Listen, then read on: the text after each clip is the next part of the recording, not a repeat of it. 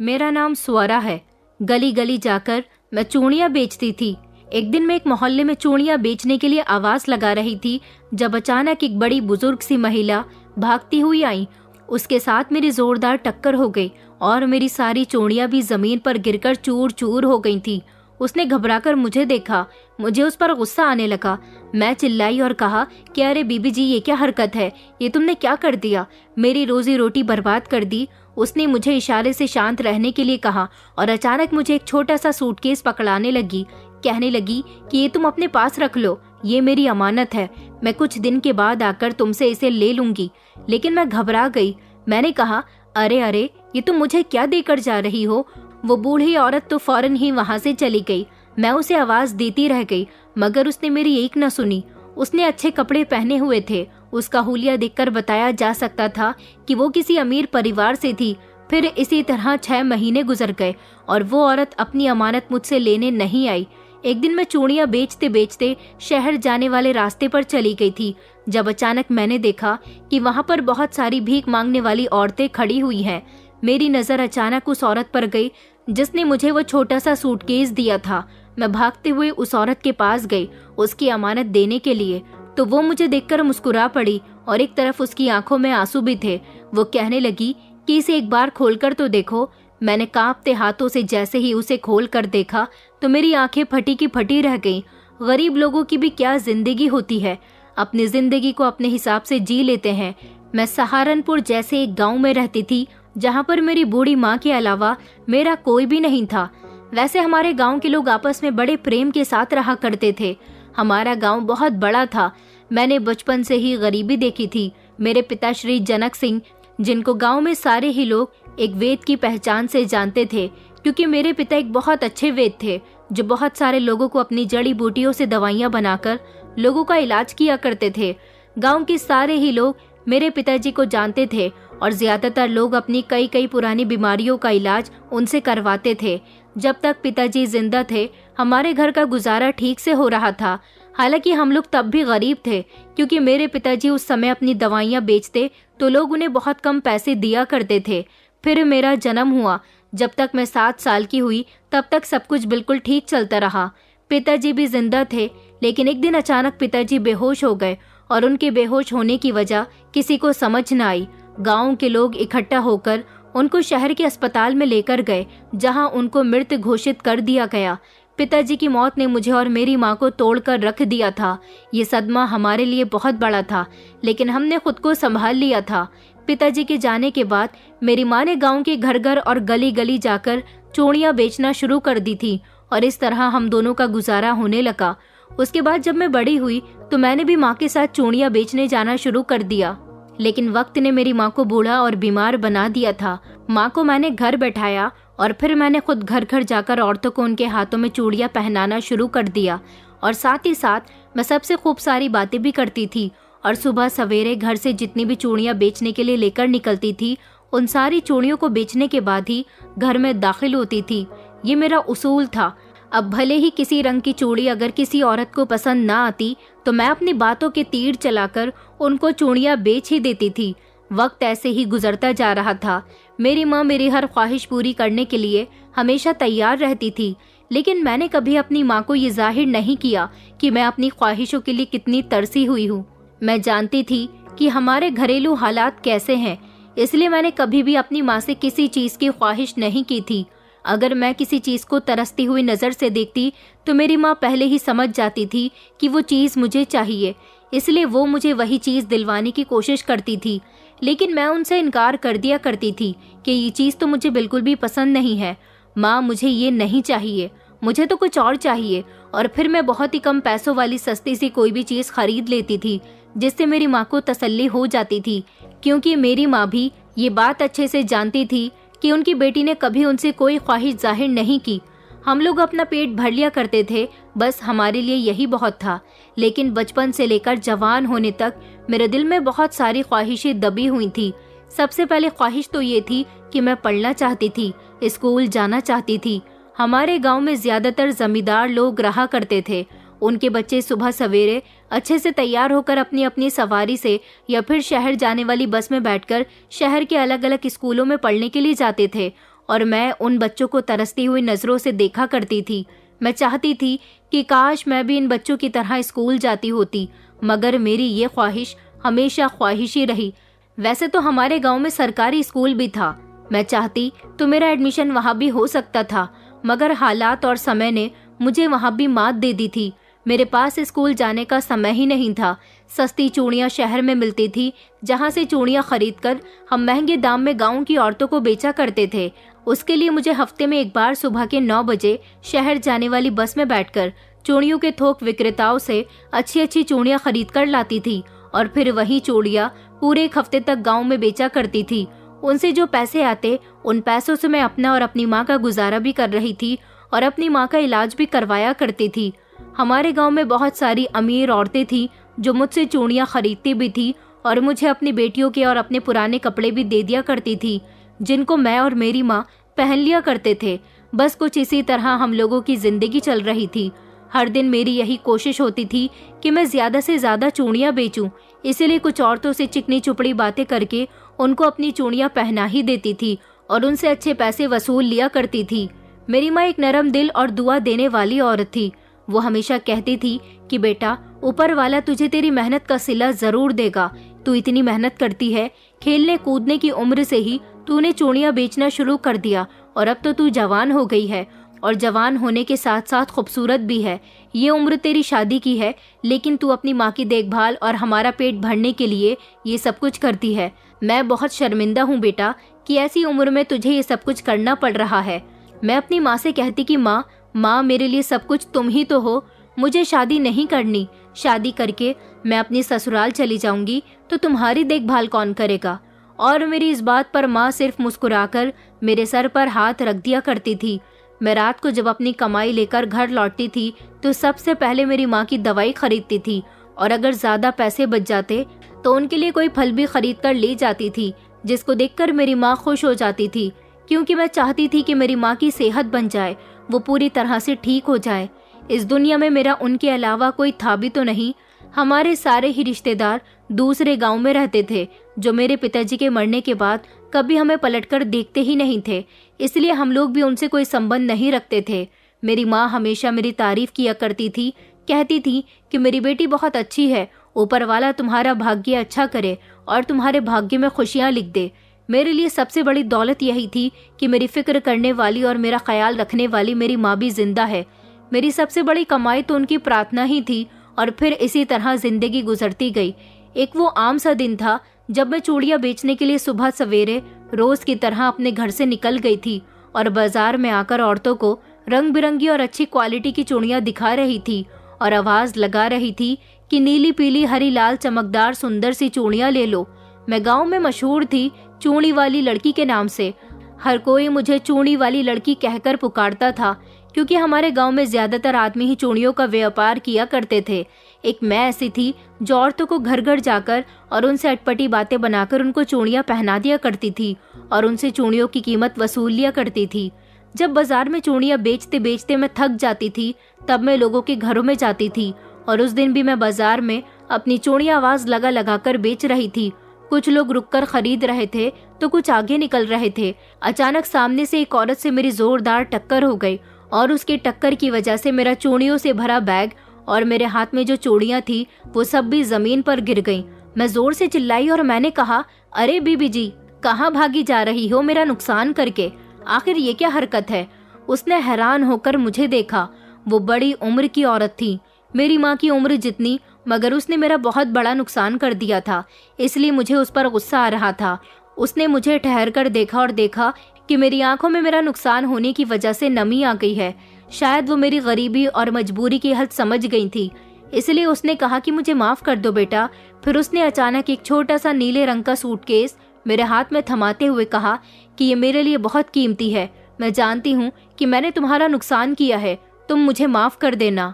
और इसके साथ ही प्लीज तुम मेरी एक मदद भी कर दो, इसे तुम अपने पास संभाल कर रखना, मेरी अमानत के तौर पर। मैं जल्द ही इसे आकर तुमसे ले जाऊंगी। मैंने अक्सर तुम्हें यहाँ के बाजार में टहलते हुए देखा है। मैं उसकी बात पर घबरा गई और मैंने कहा, लेकिन बीबी जी, ये तो आपका सामान है, आप मुझे क्यों दे रही हो? उसने मेरा हाथ उठाकर मुझे रोक दिया और कहने लगी कि बस इसे रख लो, मैं वापस आ जाऊंगी जल्द ही इसको लेने के लिए। अभी मैं उससे आगे कुछ और कहती, वो औरत तो वहां से भागी चली गई और मेरी नज़र एक बार उस पर जा रही थी तो दूसरी बार ज़मीन पर पड़ी हुई अपनी रोजी रोटी पर। मैंने इतनी महंगी और कीमती चूड़ियाँ जो मैं बड़ी मेहनत से शहर से जाकर लेकर आया करती थी और यहाँ गांव में बेचती थी, उस औरत ने मेरा बड़ा नुकसान कर दिया था। और तो और ऊपर से मुझे ये सूटकेस भी थमा गई थी कि मैं इसका ख्याल रखूं। मैं मन ही मन बड़बड़ाने लगी, क्या मैं उसकी नौकर हूँ? बूढ़ी औरत एक तो मेरा नुकसान कर गई, ऊपर से मुझे काम भी देकर चली गई। मुझे बहुत गुस्सा आ रहा था। मैं उसका सूटकेस और जमीन पर बिखरे अपने सामान में से अपना बैग उठाकर और साबुत चूड़ियां उठाकर शर्मिंदगी के साथ अपने घर आ गई थी। कई महीनों में आज ये दिन आया था कि मैं बहुत जल्द अपने घर वापस आ गई थी। मैंने जैसे ही अंदर जाकर अपने घर का दरवाजा बंद किया तो माँ हैरान रह गई और कहने लगी कि बेटा, आज तुम बड़ी जल्दी घर आ गई हो। मैंने उनको बताया कि माँ, क्या बताऊं मैं तुमको, आज बाजार में मेरी टक्कर एक बूढ़ी औरत से हो गई थी। उसने मेरी सारी चूड़ियां तोड़ दी और जाते जाते मुझे अपनी एक अमानत भी दे गई। कह रही थी कि इस सूटकेस में मेरी कोई अमानत है, इसे अपने पास बड़े संभाल कर रखना, कुछ दिनों के बाद आकर वो मुझसे ले जाएगी। उसे पता है कि मैं बाजार में रोज जाती हूँ, मगर मुझे उस पर बहुत गुस्सा आ रहा है।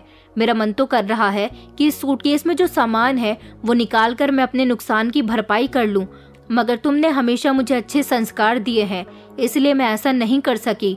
लेकिन अब मैं इसे घर लेकर आ गई हूँ, अब मैं अपने नुकसान की भरपाई उसके सामान से जरूर करूंगी। आखिर देखूंगी तो सही कि इस सूटकेस में उसकी ऐसी भी कौन सी अमानत है।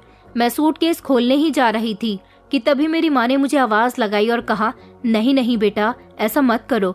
ये तुम क्या कर रही हो बेटा? ये उस औरत की अमानत है, उसने तुम्हें बहुत भरोसे के साथ दिया है और तुम्हें उसका भरोसा नहीं तोड़ना चाहिए। जो भी हो तुम उसे मत खोलो। और जैसा कि तुमने बताया कि वो औरत बूढ़ी थी और इस सामान में उसने अपनी कोई अमानत बताई है, तो जरूर वो औरत किसी बड़ी परेशानी की वजह से मजबूर होगी, जो तुम पर भरोसा करने के बाद तुम्हें अपनी अमानत सौंप कर गई है। मैंने अपनी माँ की बात सुनकर अच्छा माँ कहकर सर हिला दिया था और कह दिया था कि मैं इसे कभी नहीं खोलूंगी। लेकिन दिल में कई सवाल उठते रहे। ये सूटकेस इतना कीमती था तो वो औरत इसे वापस क्यों नहीं लेकर गई? कहीं ऐसा तो नहीं इसमें ढेर सारे पैसे हों या फिर कोई राज छुपा हुआ हो। लेकिन मैंने अपनी माँ की नसीहत पर गौर किया और सूटकेस खोलने की हिम्मत नहीं की। कुछ दिन इसी तरह से गुजर गए और मैं रोजाना अपनी चूड़ियां बेचने के लिए घर से बाहर निकल जाती थी, मगर उस औरत का मुझे कहीं कुछ पता नहीं लग सका था, क्योंकि वो दोबारा अपना सूटकेस लेने के लिए आई ही नहीं थी। उस सूटकेस को मैंने अपने घर पर अपनी अलमारी में बहुत संभाल कर रखा हुआ था। एक दिन रात का समय था जब हमारे गांव में अचानक चोर आ गए और कुछ लोगों के घर तो चोरी भी हो गई। मैं भी बहुत परेशान हो रही थी और डर रही थी कि कहीं हमारे घर भी चोर न घुस आए, क्योंकि यहाँ उस महिला की अमानत मेरे पास रखी हुई थी। मैं उसे किसी और के हवाले नहीं करना चाहती थी। हमारे घर के आसपास के घरों में तो चोरी हुई, मगर शुक्र था कि हमारे घर में चोरी नहीं हुई। और वैसे भी मुझ जैसे गरीब के यहाँ उन्हें कीमती कोई भी सामान नहीं मिलता। कई बार मेरे दिल में ख्याल आया था कि मैं उस सूटकेस को खोलकर देख लूं, क्योंकि उसको खोलकर देखने का मुझे बहुत इंटरेस्ट आ रहा था। मैं एक दो बार उसे खोलने के लिए उस तक पहुंची भी थी तो मेरी माँ ने मुझे रोक लिया और यही कहा कि बेटा नहीं, किसी दूसरे की चीज पर अपनी नजर मत डालो। ये तुम्हारे पास अमानत के तौर पर रखी हुई है और उसकी चीज का ख्याल रखना तुम्हारी जिम्मेदारी है। मगर मैं कब तक इस सूटकेस का ख्याल रखती? उस महिला ने मुझसे कहा था कि वो कुछ दिनों के बाद आकर इसको ले जाएगी, लेकिन 3 महीने गुजर गए थे और उस औरत का अभी तक कोई अता पता नहीं था। मैं हर महीने इस बाजार में उसी जगह पर जाकर खड़ी हो जाती थी जहाँ पर मेरी उस औरत के साथ टक्कर हुई थी, मगर वो मुझे कहीं मिलती ही नहीं थी। मैंने अपनी माँ की बात मानकर खुद से एक बार वादा किया कि ये सूटकेस मैं कभी नहीं खोलूंगी और ना ही किसी को दूंगी जब तक इसकी असल मालिक वापस नहीं आ जाती। मगर वो वापस नहीं आई। ये सूटकेस शायद मेरी तकदीर को बदल सकता था, लेकिन अगर मैंने इसको किसी गलत तरीके से खोला तो शायद ये मेरी बर्बादी का सबब भी बन सकता था। वक्त गुजरता गया और कुछ और महीने इसी तरह से निकल गए। अब पूरे 6 महीने हो चुके थे और मैं इसी तरह गली गली कूचे कूचे जाकर चूड़ियां बेचा करती थी और उस औरत की भी तलाश करती थी जिसने मुझे सूटकेस दिया था। काश वो मुझे मिल जाए और जल्द से जल्द मैं उसको उसकी अमानत वापस लौटा दूं। वक्त गुजरता गया और कुछ और महीने इसी तरह से निकल गए।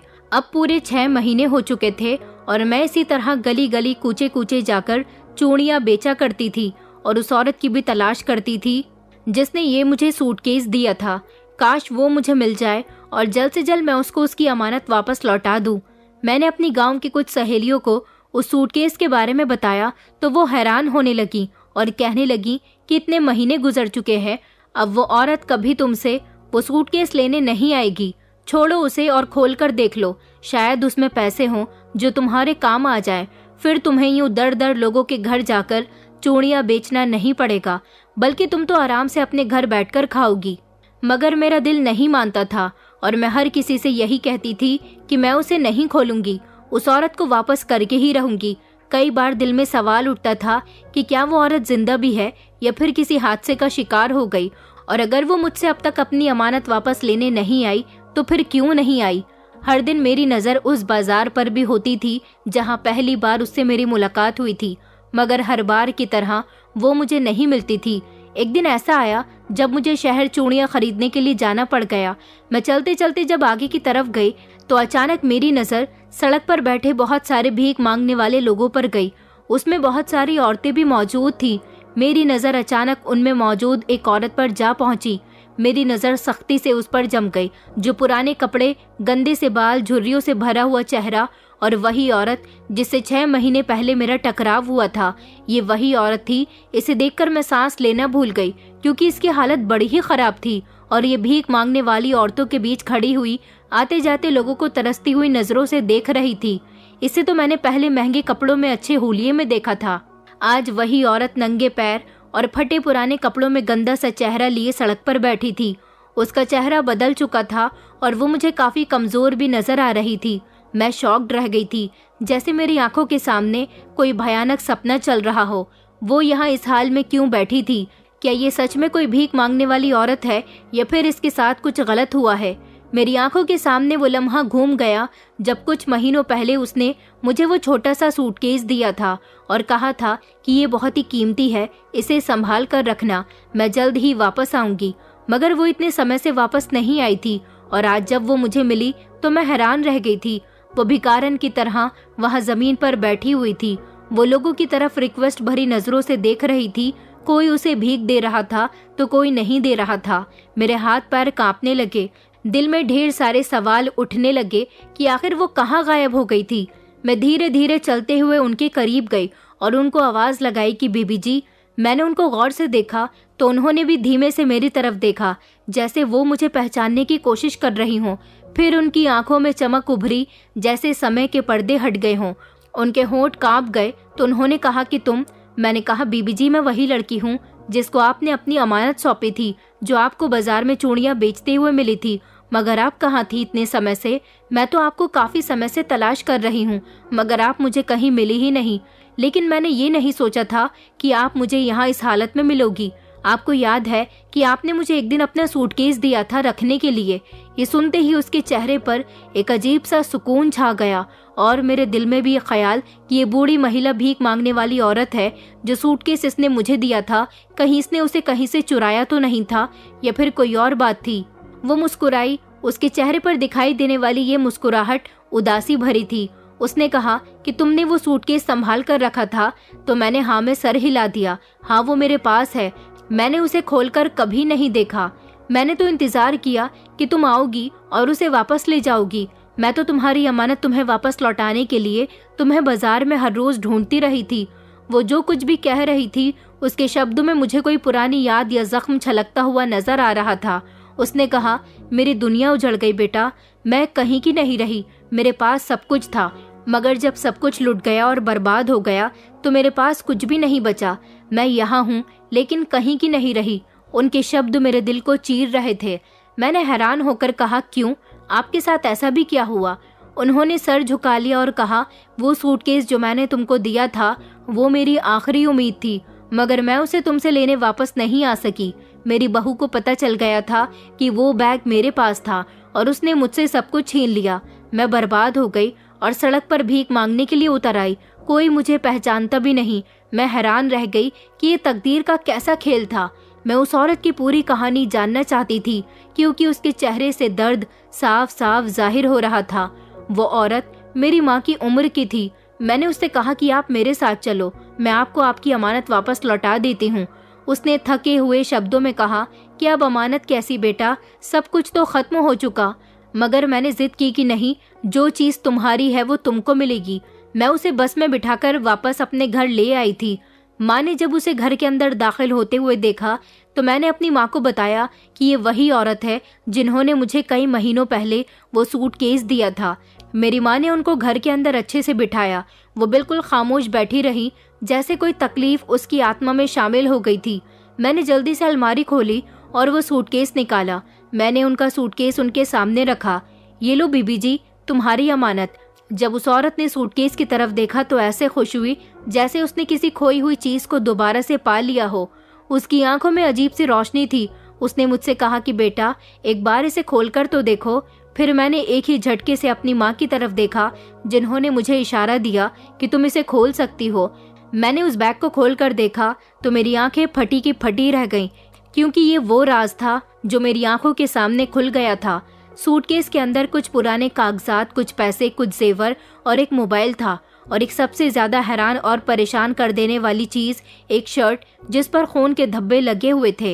ये सब देखकर मैं घबरा गई और मैंने सवाल किया, इसमें इतना कीमती सामान है, आपने ये सब कुछ मुझे रखने के लिए दिया था, तो फिर आप इसे मुझसे वापस लेकर क्यों नहीं गई और भीख मांगने पर क्यों उतर आई? और ये खून से सनी हुई शर्ट किसकी है? वो महिला खामोश बैठी रही, जैसे उनकी आत्मा कहीं दूर जा चुकी हो। फिर उन्होंने धीरे से सर उठाया। उनकी आंखों में एक ऐसा दर्द था। उन्होंने कहा कि ये मेरे बेटे का खून है, मेरा बेटा, जवान बेटा, जो मेरा इकलौता सहारा हुआ करता था। ये सुनकर मेरा दिल दहल गया कि बेटा। मैंने हैरानी से दोहराया और कहा कि आपका बेटा मर गया है। उन्होंने एक गहरी सांस ली और कहा कि हाँ बेटा, मेरा इकलौता बेटा पराग, जिससे मैं बहुत ज्यादा प्यार करती थी। हम लोग खानदानी अमीर लोग थे, हमारी जिंदगी बड़े ऐशो आराम से गुजर रही थी। जब मेरा बेटा जवान हुआ, वो अपने पिता का कारोबार संभालने के लायक हुआ, तब मेरे पति इस दुनिया को छोड़कर चले गए और मेरा इकलौता सहारा मेरा बेटा बचा, जिससे मैं बहुत प्यार करती थी। वो जवान हो चुका था। मैं उसकी शादी करना चाहती थी, लेकिन एक दिन उसने खुद ही मुझसे अपनी पसंद जाहिर कर दी और एक नीलिमा नाम की लड़की के बारे में बताया। कहने लगा कि माँ, मैं उस लड़की से बहुत प्यार करता हूँ। जब मैंने उससे उस लड़की के बैकग्राउंड के बारे में पूछा तो मैं हैरान रह गई थी। वो तो एक मामूली सी मिडिल क्लास फैमिली में रहने वाली लड़की थी, जबकि मेरा बेटा एक राजकुमार जैसी जिंदगी गुजार रहा था। उसके तो बहुत अच्छे अच्छे रिश्ते थे। बहुत अमीर परिवार के लोग उसे अपने घर का दामाद बनाना चाहते थे, लेकिन उसने जिस लड़की को पसंद किया था वो उससे बहुत प्यार करता था। उसने मुझसे जिद की और कहा कि वो शादी करेगा तो सिर्फ नीलिमा से ही करेगा। मैं उसकी जिद के आगे हार गई और उसकी खुशी की खातिर मैंने नीलिमा के साथ उसकी शादी करवा दी। मेरा बेटा उसके साथ बहुत खुश था। बहू भी अच्छी थी, मेरा बहुत ख्याल रखती थी। लेकिन जैसे जैसे वक्त गुजरने लगा, मुझे पता चला कि मेरी बहू में कुछ गड़बड़ है। वो जब से हमारे घर में आई थी, बहुत ही फिजूल खर्ची करने लगी थी। हालांकि वो खुद मिडिल क्लास फैमिली की रहने वाली लड़की है, अपनी सारी ख्वाहिशों को यहाँ आकर पूरा कर रही है, मगर वो कुछ ऐसे भी खर्चे किया करती थी जो मुझे हजम नहीं हो रहे थे। वो अपने दोस्तों को घर में बुलाकर पार्टियां करने लगी थी, जबकि कभी मेरे बेटे ने भी ऐसा नहीं किया था। दोस्त तो उसके भी थे, मगर वो उनको घर में लाकर कभी पार्टी नहीं करता था। ये सब कुछ मुझे पसंद नहीं आया। मगर कुछ दिनों के बाद उसके दोस्तों ने हमारे घर में आना बंद कर दिया था। मुझे खुशी हुई थी कि चलो बहू ठीक हो गई, लेकिन एक दिन मुझे पता चला कि मेरा बेटा सही सलामत ऑफिस गया था और रास्ते से किसी का फोन आया कि आपके बेटे का एक्सीडेंट हो गया, उसे अस्पताल में भर्ती करवा दिया गया। मेरे बेटे का इतना खतरनाक एक्सीडेंट हुआ था कि उसकी मौके पर ही मौत हो गई थी। अपने जवान बेटे को खोकर मैं बुरी तरह से तड़प तड़प कर रो रही थी। लेकिन मैंने नोटिस किया था कि नीलिमा, जिसकी शादी को अभी सिर्फ 3 महीने हुए थे, जो अभी नई नई सुहागन थी और ऐसे ही मौके पर विधवा हो गई थी, उसके चेहरे पर मुझे थोड़ी सी भी शर्मिंदगी महसूस नहीं हो रही थी।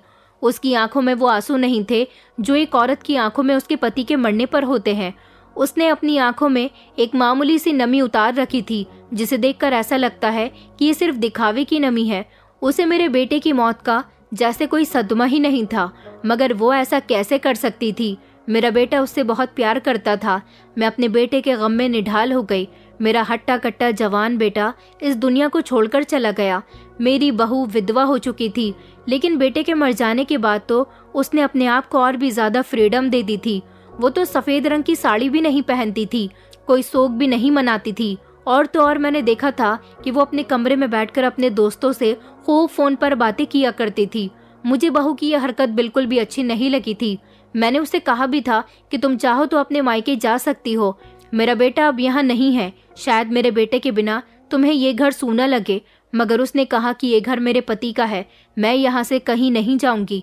उसके ऐसे कड़क बिहेवियर पर मैं हैरान रह गई थी, मगर मैंने उससे कुछ नहीं कहा। मैं ज्यादातर बीमार रहने लगी थी और हमेशा अपने बेटे को याद करके रोती रहती थी। मैं कम ही कमरे से बाहर निकलती थी, इसलिए मुझे पता नहीं चलता था कि घर में कौन आता जाता है।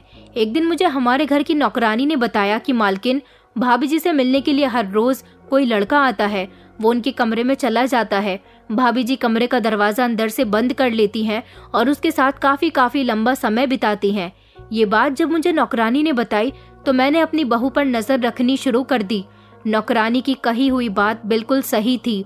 मुझे पता चल गया कि वो लड़का कौन था।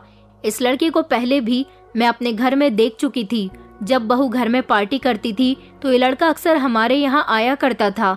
बहू कहती थी कि ये उसका दोस्त है, मगर मुझे बहू की हकीकत पता चली कि ये उसका दोस्त नहीं बल्कि उसका बॉयफ्रेंड है, क्योंकि मेरी बहू को लगता था कि मैं अब बीमार हो चुकी हूँ और मैं अपनी आंखों से कुछ नहीं देख सकती। लेकिन वो भूल रही थी कि ये घर उससे ज्यादा मेरा था, इसलिए घर की एक चीज पर उससे ज्यादा मेरी नजर थी।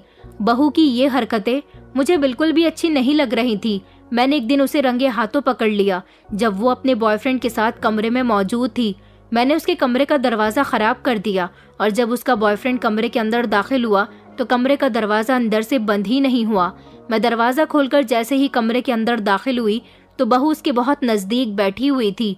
ये सब कुछ देखकर मेरे पैरों तले से जमीन निकल गई और मेरी आंखों में आंसू आ गए कि मेरा बेटा इस घटिया लड़की से मोहब्बत करता था। बस उसके बाद क्या था, ये सब कुछ मैंने अपनी आंखों से देखा तो बहू ने और उसके बॉयफ्रेंड ऋतिक ने मुझे मौके पर ही पकड़ लिया और कहा कि बुढ़िया, अगर ज्यादा होशियारी दिखाने की कोशिश की तो हम तुझे मार देंगे। उन्होंने हमारे घर के नौकरों को भी काम से निकाल दिया और मुझे खामोश रहने के लिए कहा। बहू ने कहा कि जैसा मैं करती हूँ मुझे करने दो, वरना अच्छा नहीं होगा। उसके अगले ही दिन मैंने देखा कि वो दोनों चोरी चुपके बातें कर रहे थे कि उन्होंने मेरे बेटे को मारा। जब ये बात मुझे पता चली तो मैं खुद पर काबू न कर सकी और फूट फूट कर रोने लगी।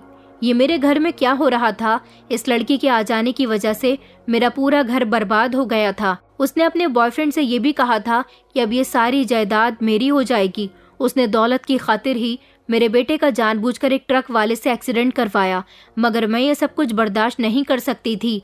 अपना बेटा तो मैं खो चुकी थी, लेकिन ये सारी जायदाद मैं खोना नहीं चाहती थी। इसलिए मैंने प्रॉपर्टी के सारे ही पेपर्स और हमारे घर की तिजोरी में रखे सारे जेवर और पैसे इस सूटकेस में कर लिए। मुझे मेरे बेटे की ये खून से सनी हुई शर्ट मेरी उस गाड़ी से मिली थी जिसमें बैठकर मेरा बेटा ऑफिस जा रहा था। मैंने ये सारे सबूत इस सूटकेस में इकट्ठा करके रख लिए थे और इस सूटकेस को मैंने खामोशी से अपने कमरे में छुपा दिया था। मैं बहू के साथ किसी तरह की कोई बदतमीजी नहीं करती थी और ना ही ये जाहिर करती थी कि मुझे उसकी सारी हकीकत पता चल गई। वो क्या चाहती है ये सारी हकीकत भी, और वो क्या कर चुकी है ये सारी हकीकत भी, मगर मैंने उसे कुछ भी जाहिर होने नहीं दिया। अभी मेरे बेटे की मौत को एक हफ्ता ही गुजरा था। बहू चाहती थी कि मुझे भी रास्ते से हटा दे, इसलिए वो अपने बॉयफ्रेंड के साथ मुझे मारकर रास्ते से हटाना चाहती थी। जब ये बात मुझे पता चली तो मैंने फौरन ही घर से भागने का फैसला किया, लेकिन मुझे मारने से पहले वो सारी जायदाद अपने नाम करवाना चाहती थी। उसने पूरे घर में प्रॉपर्टी के पेपर्स और तिजोरी में रखा रुपया, पैसा और जेवरात भी अपने हवाले करने की कोशिश की, मगर उसे तिजोरी खाली मिली थी। वो समझ चुकी थी कि ये सब कुछ मैंने गायब किया है, क्योंकि घर से भागने से 2 घंटे पहले मैंने उसे उसके बॉयफ्रेंड से बातें करते हुए देख लिया था। वो उससे कह रही थी कि अब हमें इस बुढ़िया को भी रास्ते से हटाना होगा, मगर इससे पहले हमें इस बुढ़िया को टॉर्चर करके सारी जायदाद अपने नाम करवानी होगी। उसके लिए हमें पेपर्स की जरूरत है और वो सारे जेवरात भी चाहिए जो इस बुढ़िया ने छुपाकर रख दिए हैं, क्योंकि मैंने बहू को भी जो शादी पर जेवरात चढ़ाए थे वो सारे ही जेवरात भी उसके कमरे में रखी अलमारी की तिजोरी से चुरा लिए थे। बहू के पास अब कुछ भी नहीं था और जब वो दोनों इस तरह की बातें कर रहे थे तब मैंने अपने मोबाइल से उन दोनों की वीडियो बना ली थी और ये मोबाइल भी मैंने सूटकेस में रख लिया और फिर मैं घर से भाग निकली। भागते भागते मैं यहाँ इस गांव में आ गई और कई दिनों तक उस सूटकेस को लेकर यहाँ की सड़कों पर टहलती रही थी। मगर हर सड़क, हर गली और बाजार में मैंने तुम्हें जरूर देखा था, जो चूड़ियां अपने हाथ में लेकर दिन से लेकर रात तक टहलती रहती थी। मैं जानती थी कि बहू ने मुझे ढूंढने की बहुत कोशिश की होगी, लेकिन मैं भागते भागते एक बस में बैठ गई थी, जो बस मुझे यहाँ इस गांव में छोड़कर चली गई। नीलिमा को पता भी नहीं होगा कि मैं उसको चकमा देकर कितनी दूर तक आ गई हूँ। लेकिन यहाँ आने के बाद भी कुछ लोग मेरे पीछे लग गए और ये सूटकेस मुझसे चुराने की कोशिश करने लगे। मैं उनसे भागते भागते जब भीड़ वाली जगह पर आ गई तो मेरी तुमसे टक्कर हो गई और फिर उन चोरों को पता ही नहीं चला कि मैं इतनी भीड़ की जगह में कहाँ छुप गई। मैंने जल्दबाजी और घबराहट में तुम्हें ही अपना सूटकेस दे दिया और कहा कि ये तुमसे आकर मैं ले जाऊंगी, और फिर मैं वहां से चली गई। मगर मैंने काफी कोशिश की कि मैं तुम्हारे पास वापस आ जाऊं, तुमसे अपना सामान ले लूं, मगर मैं ऐसा नहीं कर सकी, क्योंकि जब मैं वहां से भागी थी तब एक गाड़ी से मेरा एक्सीडेंट हो गया था और फिर गांव के ही कुछ लोगों ने मुझे सरकारी अस्पताल में भर्ती करवा दिया था और फिर मैं काफी दिनों तक अस्पताल के बेड पर पड़ी रही। उन्होंने मुझे अपनी टांग दिखाई और कहा कि ये देखो बेटा, मैं ठीक से चल भी नहीं सकती, सिर्फ खड़ी हो सकती हूँ और बैठ सकती हूँ, तो ऐसी हालत में मैं तुमसे अपना सामान लेने क्या आती। लंगड़ा लंगड़ा कर चलते हुए मैं जैसे तैसे यहाँ तक पहुँच गई और फिर यहीं पर लोगों से मांग मांग कर अपना गुजारा कर लेती हूँ। बेटा, अब काफी समय हो गया और अब सब कुछ बर्बाद हो गया। मेरी बहू के नाम भले ही मेरे पति की जायदाद न हो, मगर वो सब पर अपना कब्जा जमाकर बैठ गई होगी। मेरे बेटे के कातिल खुलेआम घूम रहे हैं और मेरी हालत ऐसी हो गई। बेटा, अब कुछ नहीं हो सकता। जब उन्होंने ये बात रोते हुए शब्दों में कही तो मेरी और मेरी माँ की आंखों में भी उनकी कहानी सुनकर आंसू आ गए थे कि इस जैसी लाचार और बूढ़ी औरत को कितनी तकलीफ झेलनी पड़ी है। मेरी माँ ने उनके कंधे पर हाथ रखा और कहा कि बहन जी, रोना बंद करो, अब तुम्हें भीख मांगने की जरूरत नहीं पड़ेगी, तुम यहीं हमारे साथ रहना। हम भले ही गरीब लोग हैं, मगर दूसरों की मदद करना अच्छे से जानते हैं। उन्होंने मेरी माँ के हाथ पर अपना हाथ रखा और कहने लगी कि आप लोगों को देखकर विश्वास होता है कि इस दुनिया में अच्छे लोग अभी खत्म नहीं हुए। वो अब हमारे घर में थी, मगर उनको देखकर ना जाने क्यों मेरे अंदर की आत्मा चीख रही थी और कह रही थी कि स्वरा, क्या तू इस औरत को इंसाफ नहीं दिला सकती जिसके चेहरे पर बेबसी छाई हुई है? क्या तू इसके बेटे के कातिलों को सजा नहीं दिलवा सकती?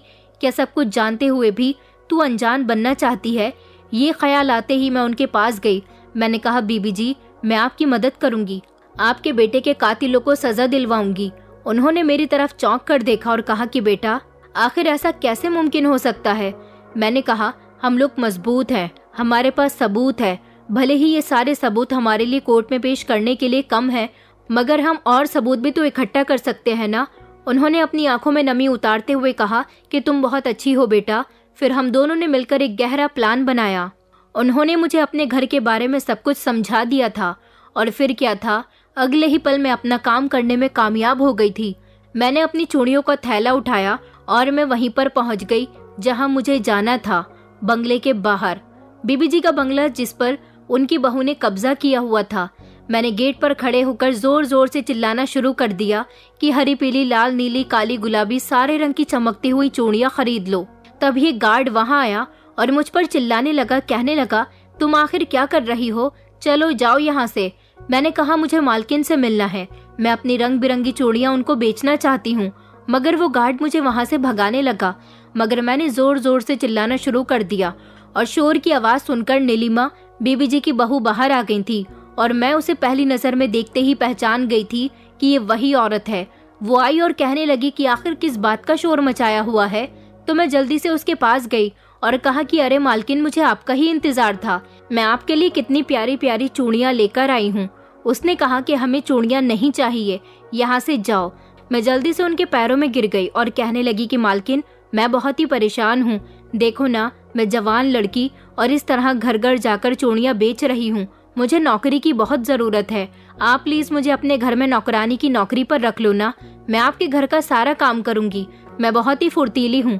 उसने कहा कि हमें किसी नौकरानी की जरूरत नहीं है, यहाँ से जाओ। मैं फिर से उसके कदमों में गिर गई और अब की बार मैंने उसके कदमों को मजबूती से पकड़ लिया और कहा कि नहीं मालकिन, प्लीज प्लीज मुझे कोई काम दे दो ना, आप जो काम कहोगी मैं आपके घर का वही काम करूंगी, प्लीज। फिर मेरे काफी जिद करने पर उसने मुझसे तंग आकर कह दिया कि अच्छा ठीक है, कल से काम पर आ जाना। मैं उसकी इस बात पर खुश हो गई थी और फिर अब अगले ही दिन से मैंने बंगले में काम करना शुरू कर दिया था और मैं नीलिमा और उसके बॉयफ्रेंड पर भी नजर रखने लगी थी। वो दोनों कब क्या करते थे, कहाँ जाते थे, घर में कैसी कैसी बातें करते थे, उन सारी बातों पर भी मेरी नजर होती थी। बीबी जी का वही मोबाइल जिसमें पहले से ही काफी सारे सबूत थे और थोड़े से सबूतों की हमें जरूरत थी, मैं वही मोबाइल अपने साथ लेकर आ गई थी। धीरे धीरे मैंने नीलिमा और उसके बॉयफ्रेंड का भरोसा जीता और फिर उनकी परमानेंट नौकरानी बन गई।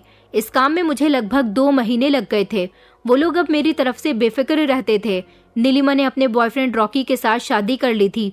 रॉकी खुद भी एक मिडिल क्लास फैमिली से बिलोंग करता था और उसने ही बीबी जी के बेटे को मारने में नीलिमा का पूरा साथ दिया था, क्योंकि वो खुद भी इस दौलत पर राज करना चाहता था। वो बीबी जी के बेटे का सारा बिजनेस खुद चला रहा था, मगर जब रात के समय वो दोनों खामोशी से कमरे में बैठकर एक दूसरे के साथ टाइम स्पेंड किया करते थे और बातें करते थे, तब मैं उनके कमरे में जाने से पहले ही चोरी चुपके मोबाइल किसी छुपी हुई जगह पर लगा दिया करती थी और जिसमें उनकी सारी बातें रिकॉर्ड हो जाया करती थी।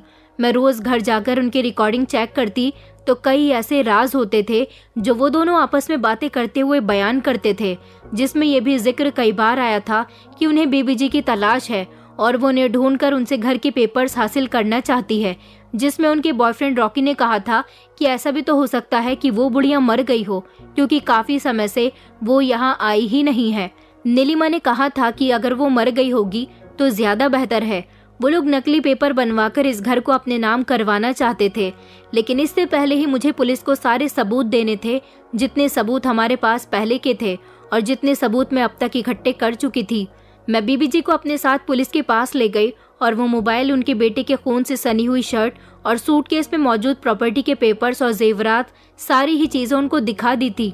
पुलिस वालों ने बीबी जी को इंसाफ दिलाने का वादा किया और सारे सबूत देखने के बाद उन्होंने रॉकी और नीलिमा को अरेस्ट कर लिया।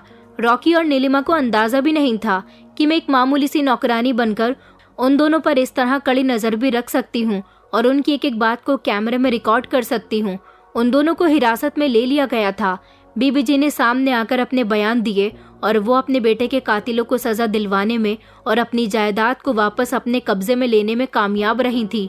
पुलिस उन दोनों को ले जा चुकी थी और जब उन दोनों को पुलिस स्टेशन ले जाने के बाद सख्ती से उनसे इन्वेस्टिगेशन की गई तो उन्होंने अपना जुर्म कबूल कर लिया था।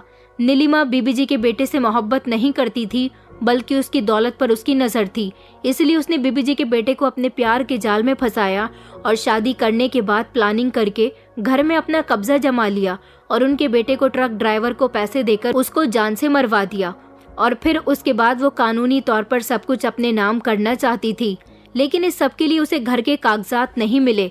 बीबी जी बहुत खुश हुई थी क्योंकि उनके बेटे के कातिलों को सजा मिल गई थी और उनकी अमानत भी उनके पास वापस आ गई थी। वो मेरी शुक्रगुजार हुई और उन्होंने कहा कि तुम्हारी वजह से ये सब कुछ पॉसिबल हो सका।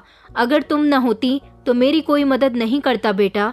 मैं उनकी मदद करने के बाद जब वापस जाने लगी तो उन्होंने कहा कि बेटा, मेरा इस दुनिया में मेरे बेटे के अलावा कोई भी नहीं था, लेकिन तुमने मेरी गैर होते हुए भी मदद की और मेरे सामान की भी हिफाजत की। मैं तुम्हें अपने घर में जगह देना चाहती हूँ, तुम्हें अपनी बेटी बनाकर रखना चाहती हूँ और तुम्हारी माँ, जिन्होंने मुझे काफी समय तक अपने घर में रखा और मेरा बहुत ख्याल रखा, मैं तुम दोनों माँ बेटी का एहसान कभी नहीं चुका सकूंगी। अब मैं तुम्हें सारी जिंदगी अपने साथ रखना चाहती हूँ। मैंने और मेरी माँ ने उनसे मना भी किया था, मगर वो नहीं मानी और उन्होंने हम दोनों माँ बेटी को अपने घर में रख लिया और फिर उसके बाद मेरी और मेरी माँ की जिंदगी बदल गई। वो जिंदगी जिसके लिए मैं कभी सपने देखती थी, तरसती थी। मुझे नहीं पता था कि ऊपर वाला किस्मत को इस तरह भी मोड़ दे देता है कि जहां हमें उम्मीद भी न हो, हमें वहां से खुशियां मिल जाती हैं और हमारी सारी ख्वाहिशें पूरी हो जाती हैं। मैं आज बीबी जी के घर में उनकी बेटी बनकर रहती हूँ। वो मेरी माँ से भी बहुत प्रेम करती हैं और हमारा बहुत ख्याल रखती हैं। अपने बेटे का बिजनेस वो खुद ही संभाल रही हैं और उन्होंने मेरी शादी भी एक अच्छे और अमीर परिवार में तय कर दी है, ये कहकर कि मैं उनकी बेटी हूँ। दोस्तों, उम्मीद करती हूँ आपको हमारी कहानी पसंद आई होगी।